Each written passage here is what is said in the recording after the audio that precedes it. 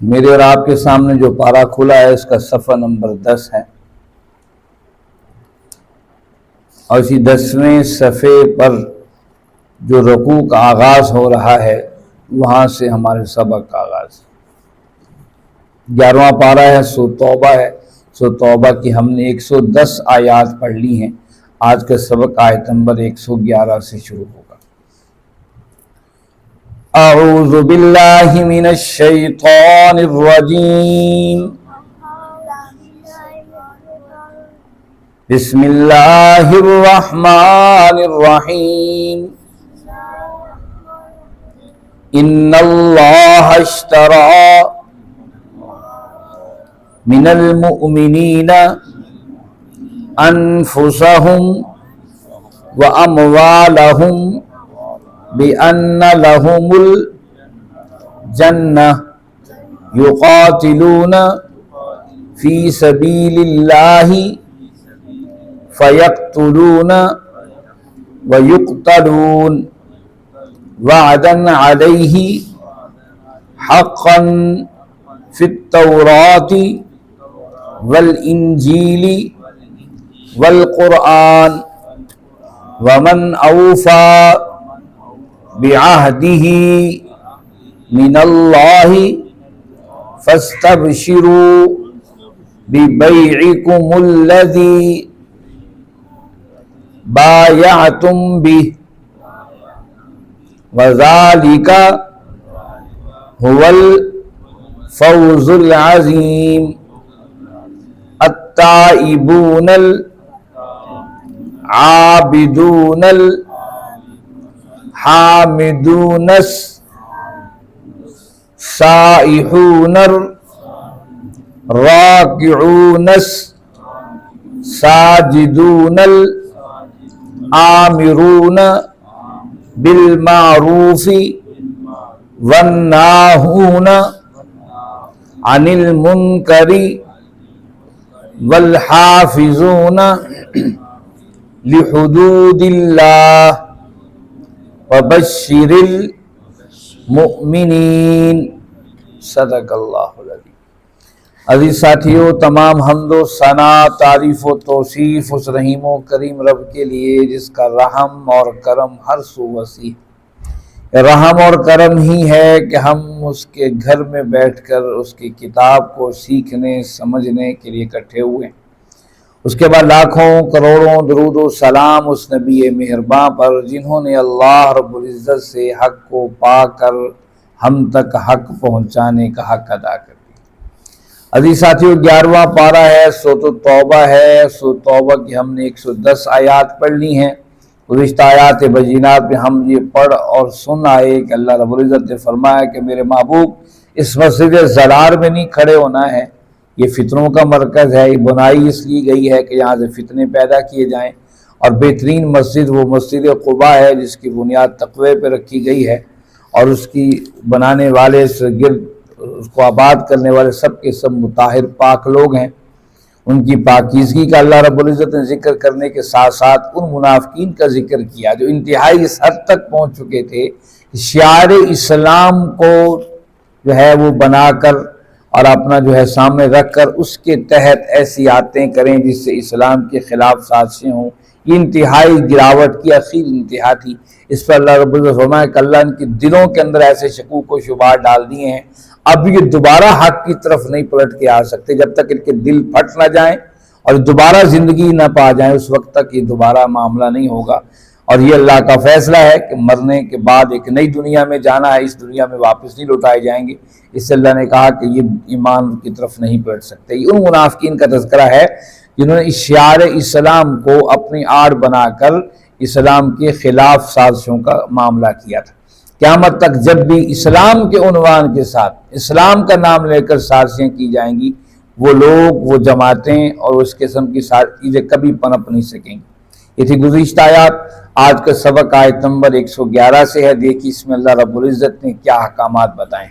فرمایا اعوذ باللہ من الشیطان الرجیم، ان اللہ اشترى، بے شک اللہ نے خرید لیا ہے، المؤمنین مومنوں سے، انفسہم ان کی جانیں، واموالہم ان کے اموال، بِأَنَّ لَهُمُ الْجَنَّةَ، جنت کے بدلے، يُقَاتِلُونَ فِي سَبِيلِ اللَّهِ، وہ قتال کرتے ہیں اللہ کے راستے، فَيَقْتُلُونَ، وہ قتل کرتے ہیں، وَيُقْتَلُونَ، قتل ہو جاتے ہیں، وَعْدًا عَلَيْهِ حَقًّا، اللہ کا یہ اس کا ایک وعدہ سچا، فی التورات، تورات کے اندر بھی، والانجیل، اور انجیل کے اندر بھی، والقرآن، اور قرآن کے اندر بھی، ومن اوفی، اور کون ہے پورا کرنے والا، بعہدہ، اپنے وعدے کو، من اللہ، اللہ کے سوا، فاستبشروا، پس خوشخبری ہو، خوشخبری سنا دو، ببیعکم، اس بے کرنے والوں پر، الذی بایعتم، جو انہوں نے یہ خرید و فروخت کی، وذالک هو الفوز العظیم، یہ بہت بڑی کامیابی ہے۔ اب دیکھیے پیچھے منافقین کا تذکرہ چل رہا ہے، منافقین کی ساری کیٹیگریز واضح کر دی۔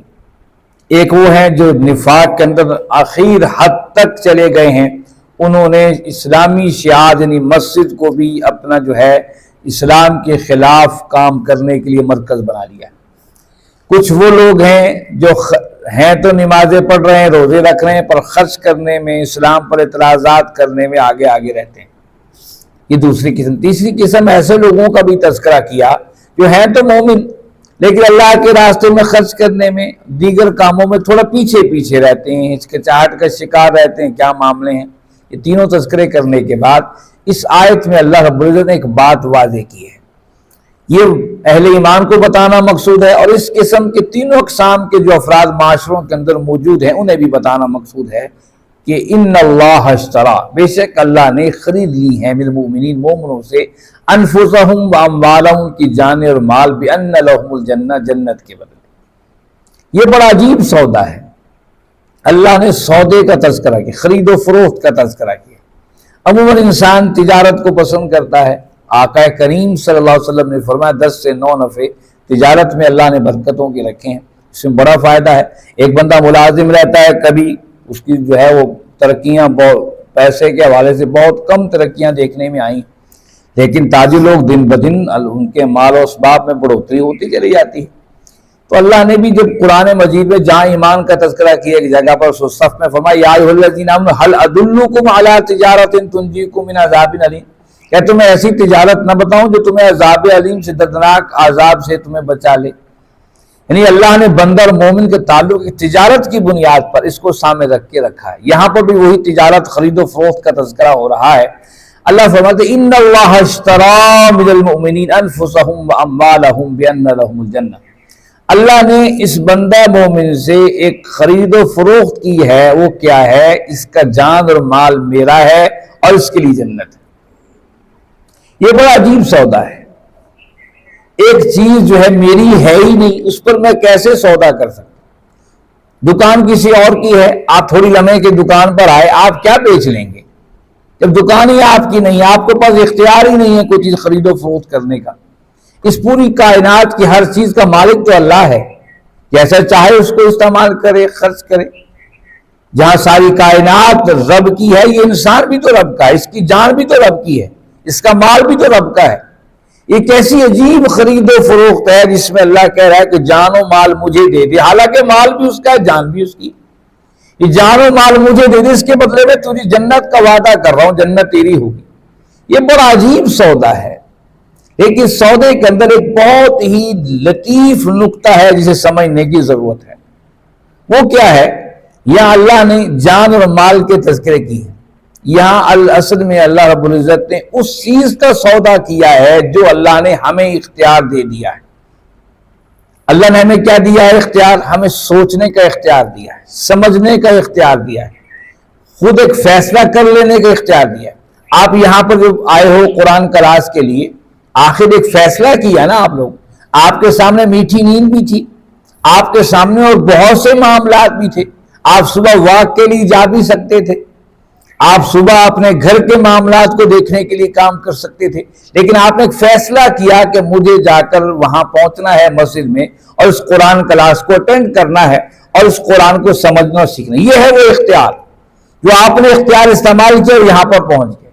اس اختیار کا اصل میں اللہ نے سودا کیا ہے، ہر چیز تو اسی کی ہے، اس پہ کیا سودا بنتا ہے؟ سودا اس چیز پر بنتا ہے جو اللہ نے بندے کو اختیار میں دے دیا ہے۔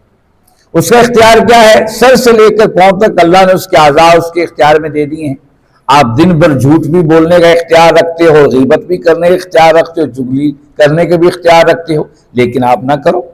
آپ کر بھی سکتے ہو اور اپنا اختیار استعمال کرتے نہ بھی کر سکو۔ آپ آنکھوں سے غلط دیکھ سکتے ہو اور اختیار دیا نہ دیکھنا چاہو نہ دیکھ سکتے ہو۔ ہاتھ سے آپ غلط کام کر سکتے ہو، پاؤں کو غلط راستے پر اٹھا سکتے ہو اور نہیں بھی اٹھا سکتے ہو۔ اصل میں یہ وہ اختیار ہے جس کا اللہ نے سودا کر لیا ہے۔ اس سودے کو اللہ نے کہا کہ ان اللہ اشتری بالمؤمنین، میں نے اہل ایمان سے سودا کر لیا، انفسہم ان کی جانوں کا، اموالہم ان کے مالوں کا۔ یہ جان کیا ہے؟ وہاں استعمال کرنی ہے، اسے اختیار ہے۔ جان کو غلط کاموں بھی کھپا سکتا ہے اور اچھے کاموں بھی کھپا سکتا ہے۔ جو پیچھے اس کے اختیار دیا اس اختیار کو اللہ کی رضا کے مطابق استعمال کرے۔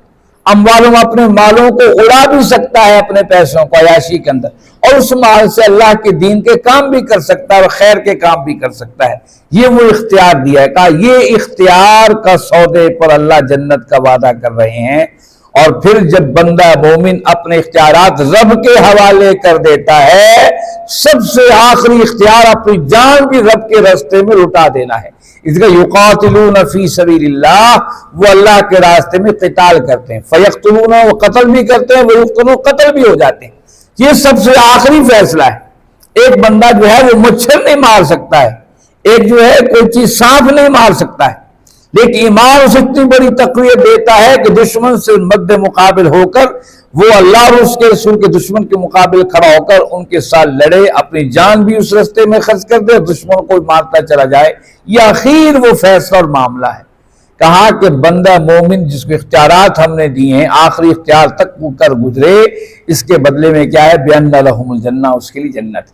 وَعْدًا عَلَيْهِ حَقًّا فِي التَّوْرَاةِ وَالْإِنْجِيلِ وَالْقُرْآنِ، ہم نے یہ وعدے تورات اور انجیل میں بھی کیے تھے، ہم نے بنی اسرائیل کے ساتھ بھی وعدے کیے تھے۔ ہم نے آج دنیا میں جو بہت بڑے مذہب عیسائیت کے نام سے عنوان موجود ہے کہ زمانے میں یہ لوگ مومن تھے، مسلمان تھے، ان سے بھی ہم نے انجیل کے اندر وعدے کیے تھے کہ جو ہم نے تمہیں اختیارات دیے ہیں ان اختیارات کو رب کے حوالے کر دو۔ یہ اختیارات چاہے انفرادی زندگی میں ہو یا اجتماعی زندگی میں ہو، وہ اختیارات آپ کے گھر کی چار دیواری کے اندر ہے، اپنے بچوں کی اصلاح کے حوالے سے ہے، اپنے کاروبار اور تجارت کے معاملات کے حوالے سے ہے، آپ کی زندگی کے طور طریقے کے حوالے سے، آپ کے گلی اور بازار محلے کے حوالے، جو اختیارات اللہ نے آپ کو جہاں دیے ہیں ان اختیارات کو وہاں استعمال کرو جہاں تمہارا رب چاہے۔ چاہے اجتماعی شکل کے میں ہماری پارلیمنٹ ہے، ہماری اسمبلیاں ہیں، ہماری عدالتیں ہیں، جہاں اللہ نے انسان کو اختیار دیا ہے ان اختیارات کو استعمال کر کے ان اختیارات کو اپنے رب کے تابع کر دینا، یہ اصل چیز ہے۔ اللہ نے فرمایا یہی وعدہ ہم نے تورات میں بھی کیا تھا، لیکن عجیب اتفاق یہ ہے موجودہ تورات اس بات سے خالی ہے۔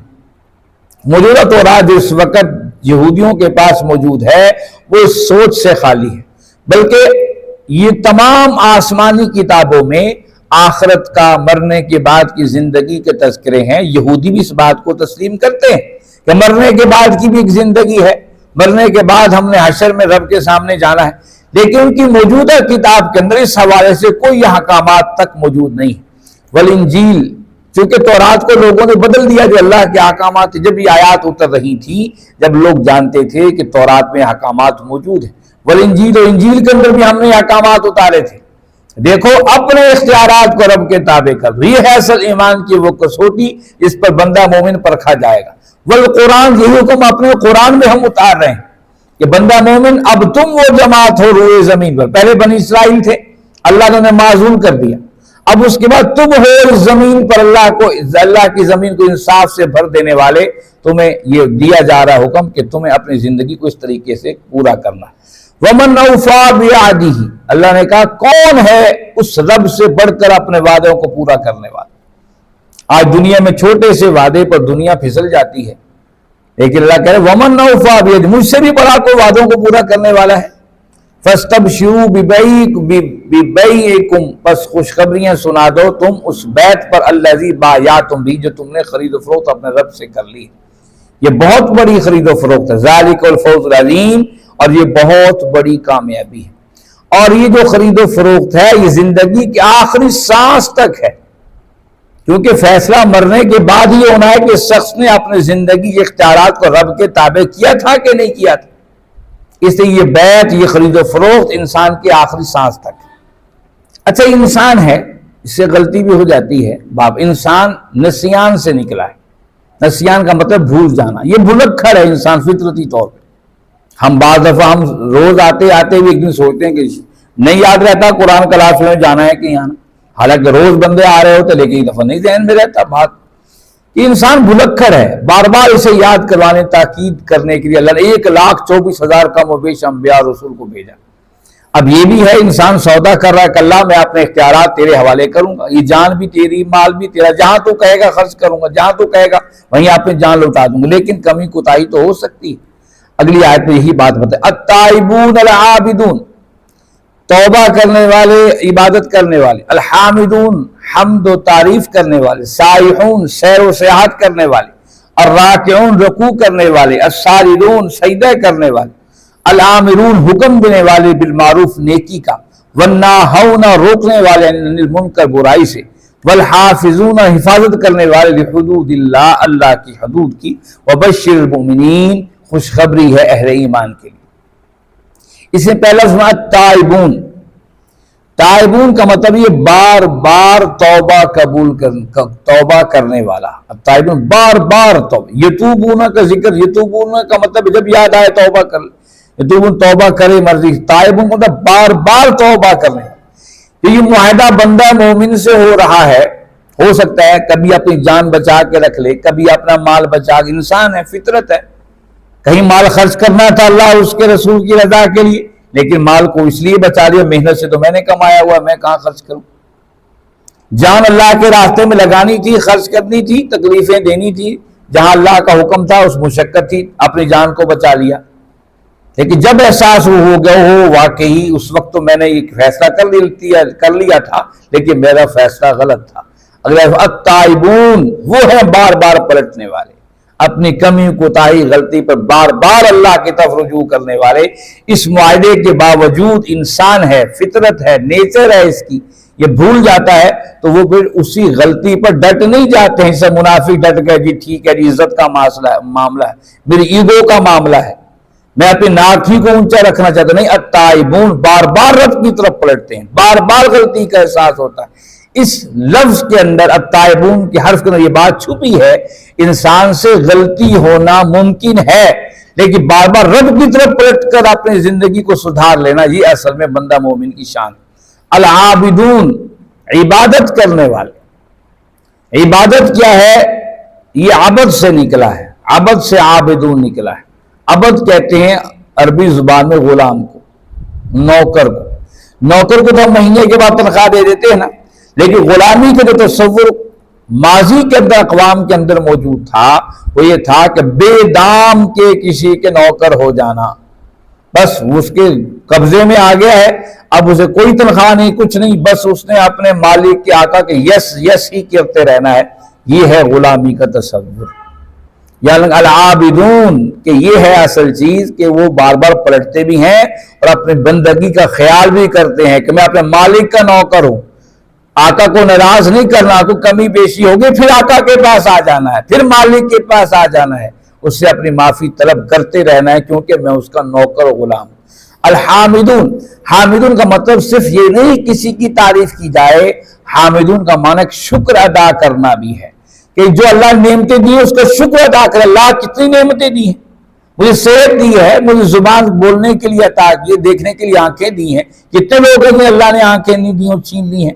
زبان گویائی کے لیے زبان نہیں ہے، چلنے کے لیے پاؤں نہیں ہے، پکڑنے کے لیے ہاتھ نہیں. کتنی نعمتیں اللہ نے چھین لی ہیں. ایک طرف کروڑوں خربوں پتی بندوں نے پتہ نہیں میری دولت کہاں کہاں ہے، اور ایک نان شبینہ کے دن رات تگ و دو جستجو کر کے بمشکل 2-4 لقمے کما رہا ہے. جو اللہ نے نعمتیں دی ہیں اس پر شکر ادا کرنے والے. الحامدون مطلب یہ ہے کہ شکر بھی ادا کرے. شکر ایک ایسی چیز ہے جو انسان کو راہ راست پر رکھتا ہے اور احساس دلواتا ہے کہ میرا ایک مالک ہے اور میں اس کا نوکر و خادم. الامرون بالمعروف، پھر وہ ایسے لوگ ہیں جہاں جہاں پر ان کا اختیار ہے، گھر میں ہے، بازار میں ہے، اپنے ادارے میں ہے، دفتروں میں ہے، ملازمتوں پر ہے، الامرون بالمعروف، نیکی کا حکم کرتے رہتے ہیں. یہ نہیں کہ چلو ٹھیک ہے جی میرا ملازم ہے اپنے کرے تو کرے، کوئی بات نہیں بیٹا سدھر جائے گا سدھر نہیں، جہاں اس کا اختیار ہے، الامرون بالمعروف، گھر کی چار دیواری میں ہے، اس کے ادارے میں ہے، اس کی ملازمت میں ہے، اس کا کوئی نوکر ملازم ہے، الامرون بالمعروف سے نیکی کا حکم کرتا رہتا ہے کہ تو میرے اختیار میں ہے تو یہ نیکی کا حکم دے رہا ہوں، اس نیکی کو اس طریقے سے کر، جب مجھے چھوڑ جائے گا چلا جائے گا پھر تیری اپنی مرضی ہوگی۔ وَالنَّاهُونَ عَنِ الْمُنْكَرِ، اور برائی سے وہ روکتا ہے۔ کتنی بڑی بات ہے کہ یہ جو غلط کام دیکھے ٹوکے، بیٹے کو دیکھے بیٹی کو یہ غلط کام ہے اس کو چھوڑو اور سختی سے روکے۔ آج ہمارے ہاں کیا ہے، آپ اور ہم جتنے لوگ بیٹھے ہیں، اپنے بچپن کو جائزہ لیں، ہم اپنے والدین سے کتنے ڈرا کرتے تھے، آج کی اولاد تو ڈرنے کو تیار کیوں نہیں ہے، ہم نے فری ہینڈ دے دیا ہے۔ یہ تو ڈرنے کا حکم تو نماز کے بارے میں خود کہا کہ بچہ 7 سال کا ہو تو نماز کے لیے مسجد میں لے کر آئیے، اگر 10 سال تک نماز نہ پڑھے تو پھر اسے گوش کان کھینچیے اس کے اور سختی اس پر کیجیے۔ سب سے کائنات کے رحمت اللہ رب العزت پوری کائنات کے رحمان بھی ہے اور رحیم بھی ہے، رحمان و رحیم نے حکم دیا ہے اور رحمت العالمین محمد رسول اللہ صلی اللہ علیہ وسلم نے اس کو نافذ فرمایا ہے۔ ان دو شخصیات سے بڑھ کر تو کوئی کائنات میں مہربان نہیں ہو سکتا ہے کسی کے لیے بھی۔ اور ہم چاہیے جائے کہ آپ اور ہم اپنے اولاد کے حوالے سے اس لیے کہا کہ وَالنَّاهُونَ عَنِ الْمُنْكَرِ، جہاں برائی دیکھیں گھر میں معاشرے میں جہاں جہاں ہمارا اختیار ہے اس کو ہم روکنے کی کوشش کریں، چاہے وہ محلہ ہے بستی ہے جہاں پر بھی۔ وَالْحَافِظُونَ لِحُدُودِ اللَّهِ، اور وہی تمام ان باتوں کو جو ہم نے پیچھے پڑھی ہیں، تائبون کہ بار بار پلٹنے والے، عابد اللہ کی غلامی کا اعلان کرنے والے، حامد شکر ادا کرنے والے، اپنے اختیارات میں جہاں جہاں موجود ہیں وہاں پر نیکی اور برائی، نیکی کا حکم برائی سے روکنے والے، یہ وہ الحافظ حدود اللہ، اللہ کی حدود حدود ہیں، ان سب کی حفاظت کرنے والے، ان سب کی حفاظت کرنے والے۔ یہ اصل میں ان اہل ایمان کی بات ہے جو اپنا جان اور مال اپنے رب کے سپرد کرتے ہیں۔ وَبَشِّرِ الْمُؤْمِنِينَ، ایسے اہل ایمان کو خوشخبریاں ہیں، خوشخبری سنا دو۔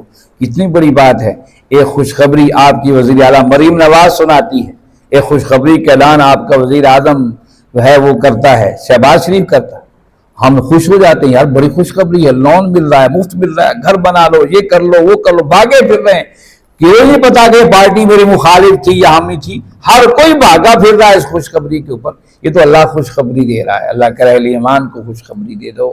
جب کائنات کے مالک اور خالق خوشخبری دے رہا ہو، اس خوشخبری کے ساتھ یہ بھی کہہ رہا ہے وَمَنْ أَوْفَىٰ بِعَهْدِهِ، بتاؤ مجھ سے بڑا کوئی وعدوں کو پورا کرنے والا ہے؟